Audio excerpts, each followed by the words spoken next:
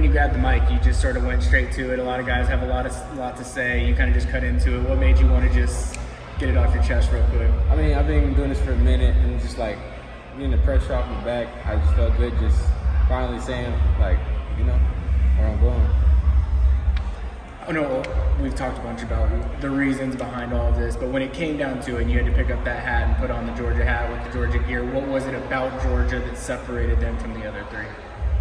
Really just how much they take care of each other, like personally wise. Like they make sure every single individual is treated the same, gave us a tutor, and like just make sure everybody's given them the same opportunity to be great.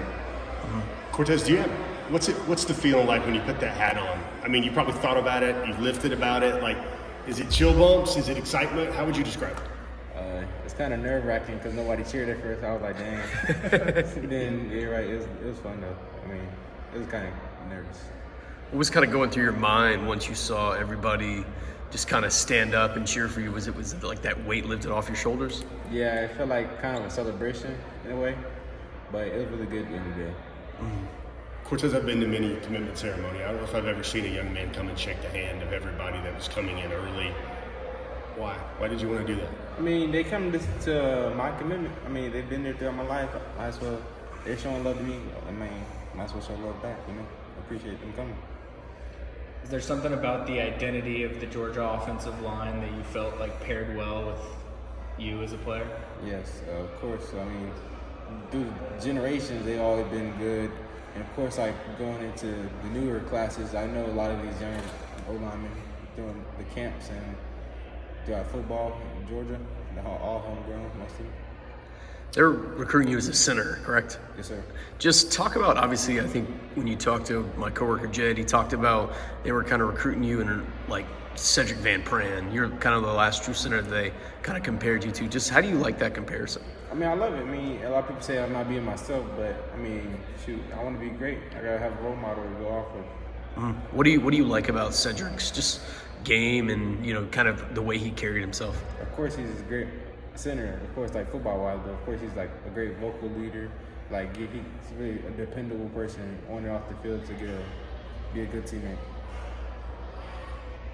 How do you feel you've prepared to be in that role? Like we've talked about it before. You embrace the Cedric comparison.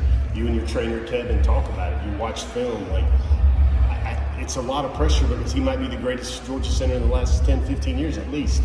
How do you embrace that grind and want to walk that same path he did? I mean, I embrace it. It's pretty easy because like it's Cedric and Fran, but I just like I want to be great. So like I gotta go off somebody's tracks to get possibly better than them one day. Of the teams other than Georgia in all of this, was there anyone who made it the most competitive for Georgia? I know Georgia was a favorite for a long time. I mean, it was actually really close between Georgia Tech, Miami, and Georgia. They were all pretty much almost same level, but Georgia's like weighing up the pros and cons. So then not enough cons at Georgia to like decline that offer. When was that sort of break-even point? Like when you knew, all right, Georgia separated itself from those two? A couple of days after the OBs. How do you feel Stacy's going to work you to pull out the very best football player you can be? Like, do you expect him to break you down and build you up? What is that? What do you think about that?